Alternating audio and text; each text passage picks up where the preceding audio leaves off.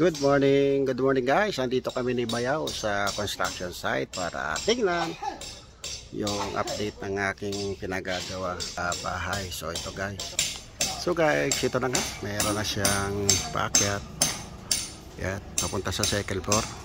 So to sabay-sabay na bubuhusan to guys. Once na nabuhusan to. So inaayos na nila yung kabilang poste. Kasi itong gitna na to guys, hallway to at saka yung sa taas hallway. So ayun, ilalagyan na rin ang process sa taas. Oh, kuya, pala yung martilyo doon sa taas. Oh, o yan guys. Oh, ayan, malapit na magkabubong. Once na magkabubong yan guys, itong bunker nila, yung bunker house, yun guys, yung bunker house nila yan, lilipat na sila dito sa loob. Ayan. So ito, nabuhusan na rin yung poste ng kabilang building.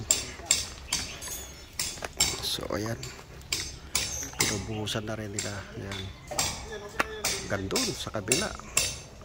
Pag nabuhusan na yan guys, ito, kaya nasabi ko, firewall yan. So malamang itong puno na to, tabasin na yan. Kasi dikit na dikit guys, oh, sa linya namin, sa perimeter line.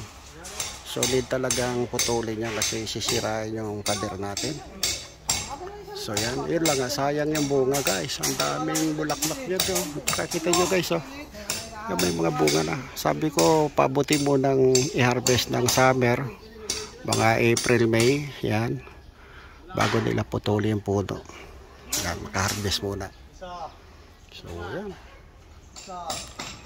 So yan guys, yung mga upload dito. At saka dito guys, oh, yung tie beam.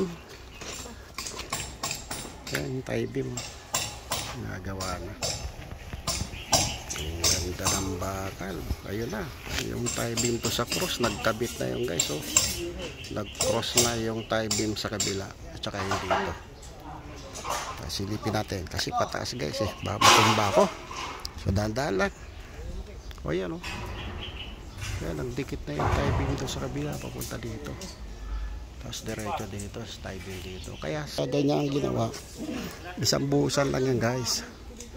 Yung mga tie beam na isang buhusan lang yan paligid.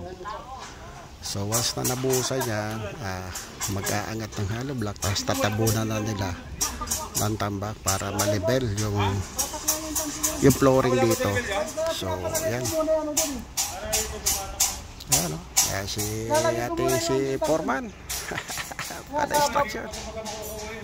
Ayan si Foreman. Si Richard. Ayun, so may mali raw. O ba pag-uwin?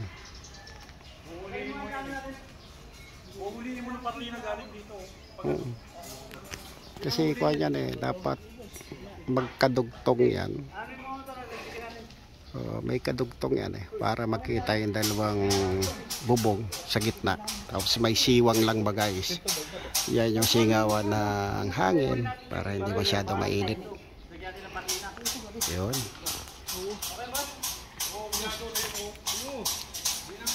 Ito pagbuhos nila yan guys, papunta dito sa kabila. Yan, dire-diretso na yan.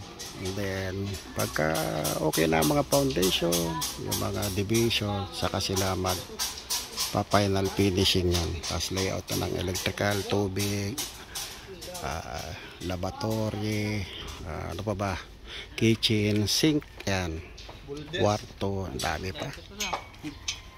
So yan, ayun si manager guys, si manager, nandito si manager. Hindi sinabi magbubuhos, nasa akin yung panlagay sa mga poste. Eh sabi niya, nilagyan na niya. So salamat kay manager at nalagyan din. Kasi kala ko binuhusan ng walang inilagay sa mga poste. Ayun. Ayun lang, update dito.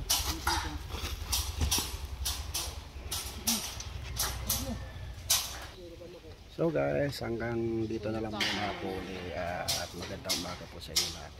Bye-bye po.